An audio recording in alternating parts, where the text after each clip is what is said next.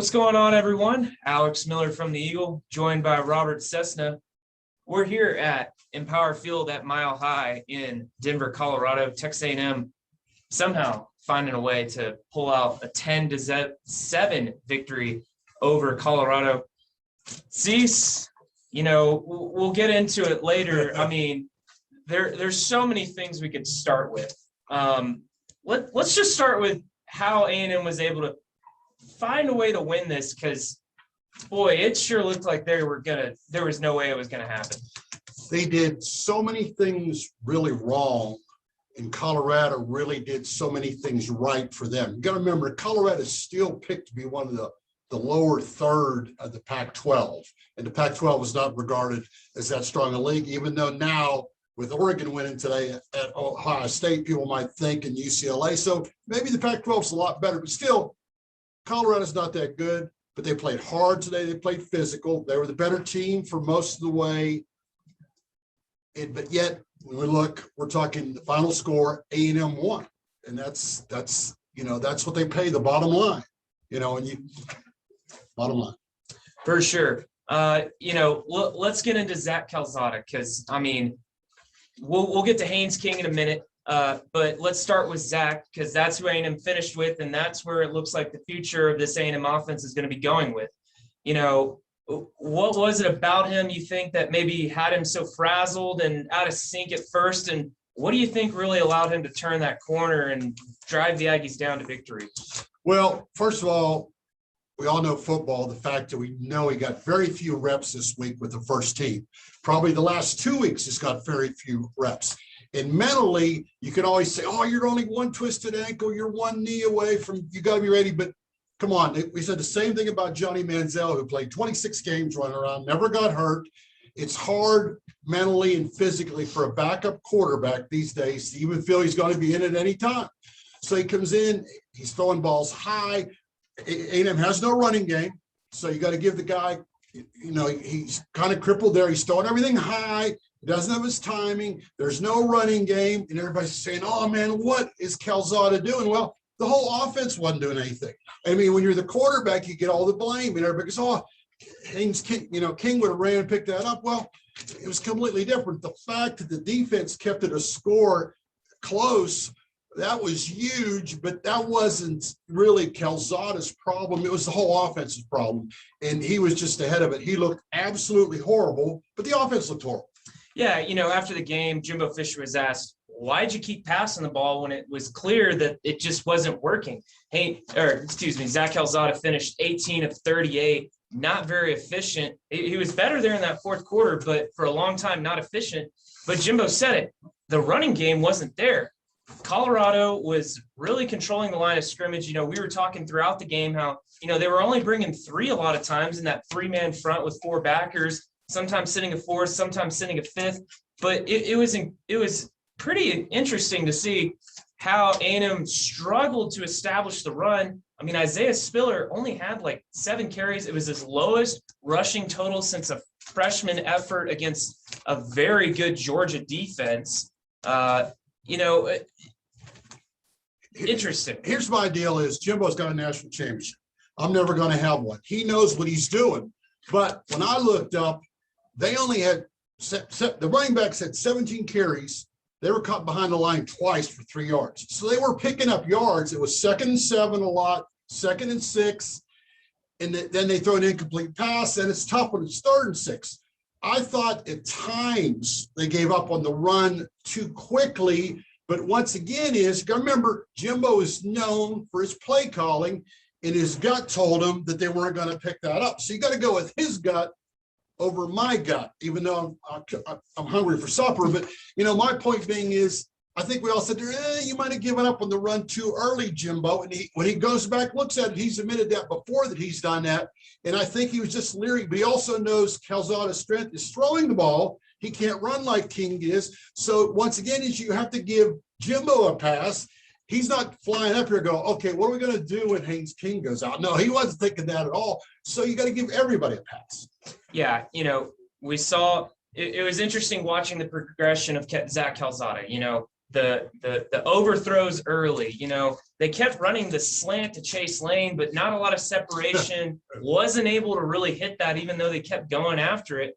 But at the end of the game, probably his best ball of the game was the one that mattered. It was the touchdown pass to Spiller. And probably the biggest catch of the game came a couple plays before that, when Spiller caught that third down pass on the 3rd and 8 and just had enough for the first down, because then He was on his back almost. yeah, and you would have been in a predicament where you either go for it on 4th and inches when you've struggled to establish the line of scrimmage, or you kick the field goal and pray that you get the ball back and have another drive where you can go and score more points. Calzada was so bad in the first 3 quarters and then fumbled the ball inches short of the go-ahead touchdown. So he was GOAT, not the greatest of all time. No, he was just a GOAT. For him to pull it out, then what they're going to look at, and what Jim was going to talk about Monday in his press conference or whatever, I know the exact figures in front of you, but I figured them out. Calzada was 8 of 14 in the 4th quarter with over 100 yards. So you multiply that times 4, he'd be all SEC second-team quarterback. Now, once again, is you can't differentiate. He had 3 horrible quarters, 1 great quarter, but he was on the bus coming up, playing up here, listening to his favorite music, not even thinking he's going to play. So you got to give him a pass, and you can give him a pass because they won. If they'd have lost, doom, everything been falling back there. Everything would be falling back in Aggieville right now if they'd have lost, but they won. Now let's get into the reason why A&M was even in that predicament. Haynes King leaving the game, 2nd drive of the game, rolled up his ankle. We don't have official word on what it is, but it's not looking good. Wasn't able to put any weight on that leg, hobbled into the locker room, came back with the boot, the crutches. In the demeanor, in the language after the game suggests that Calzada is going to be the guy going forward because Haynes King's not going to be able to play. Here's the deal, as we've seen before, is people have high ankle sprains. They might be out for 6-7 weeks. I mean, that's sometimes worse than if you break your ankle. I'm not like what's your name again? Alex said, you look, body language told a lot. You just hate to see those. When you're talking about a guy's wheels that's a quarterback, he's got to be 100% healthy before he gets back. It just doesn't look good. And once again, it does emphasize this game about, so much physicality up front, because he made a great read, not giving the ball to Aniyah Smith. And I'm thinking, wow, they just killed Aniyah Smith. Oh, wait a minute. That guy also got Haynes King. That was a good play. Oh, wait a minute. He's limping a little bit, and you go like, oh, no big deal, because we see guys, Spiller does it all the time. But this is a little more different than that. It does change his offense moving forward. And Jimbo will say it doesn't, but Calzada made a big 13-yard run. He can run, but he's not Haynes King, but he does have a good arm. He's shown in the 4th quarter. So he's definitely, I would bet, going to play the next few weeks without even seeing the medical report, because it's an ankle. For sure. Well, the offense is definitely what the focal point of discussion is going to be. But the reason A&M won the game probably is because of the way their defense played in the second half. I mean, the turnaround between the 2 halves, it was night and day. And what an impressive effort it was collectively, the way A&M shut down that offense in the second half. They had no answer, it seemed like, for Colorado's running game. Just kept them off balance, out of sync, guessing all the time, no answer, and then complete shutdown, it seemed like. I'll throw out something good. I'll throw out something bad. The defense was lights out in the second half. I still don't know how good Colorado is, because A&M defensive line won the line of scrimmage in the second half. I don't know if Colorado can have success against a good SEC team. And A&M is a good, they didn't play good the first half. There's a big difference. I still don't know about A&M's offensive line, because this is 2 weeks in a row, even though A&M rolled up a lot of yards. I'm still, I stick by what I said. This offensive line could be as good, if not better, than last year's offensive line by the end of the season. After 2 games right now, I don't know. I'll wait and see, because I'm not seeing what I thought I would see out of the offensive line after 2. But going back to defense, they can't play any better. They can't play any better than they did the last 2nd quarter, plus the last possession of Colorado. Can't play any better. Now, moving forward, when you got Alabama down the road, you got Arkansas, suddenly all those games look bigger if King can't be able to play. But, there's good stuff today and bad stuff. And Jimbo touched on that. He said, good teams learn from these kind of games and correct. And he says, we got a lot of things to correct, which is very true. Which is very true. Well, one characteristic about this defense that I've noticed the first two games, they've made the stops when it mattered most. In both games, Kent State and Colorado threatened multiple times. We saw against Kent State, they got the interception right before the half, kept the lead. There in the first half, they stopped them on 4th and inches at the 5-yard line. Colorado left points on the board. Heck, we could have gone to overtime had they just kicked the field goal from point blank range. But and then you think about just the stops that they had there in that first half, coming up big when it mattered most. Because in all honesty, Colorado could have easily been up 23, 17-3, and A&M probably wouldn't have been able to muster that many points. Thought the biggest plays in the game when A&M stopped them on 3rd and 1 and then 4th and 2 feet. Back-to-back bad quarterback sneaks by Colorado. You run right into the teeth of A&M's defense. Wasn't smart game planning or play callings there, but A&M stopped them. That's number one. Number two is when you look at that moving forward, then once again is what does that mean? Because you've got to get he touched on it. A&M's defense played so well in the second half. The offense played so well in the fourth quarter.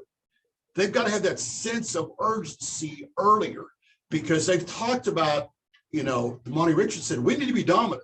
We don't dominate games. We got to dominate games. We didn't do that last year. Well, you got to have that mentality at the start. And it's hard for me to say looking up here, but they didn't seem to have that in either game. Then suddenly when the game's on the line, Calzada makes a great play. The defender makes a great play. When the game's on the line, but they got to do that when it's 12, when they're up by 5, when they're up by 7, when they're up by 17, because that's what the good teams do. Because one day you're going to be at Ole Miss or maybe even at Arlington, Arkansas, and you're going to be lollygagging around, and suddenly the other team, you're going to say, okay, I'm going to kick it in gear, but the other team's too good. It's not going to matter. But, once again, I give them a pass because A&M's not used to playing a lot of games as the 5th-ranked team in the country.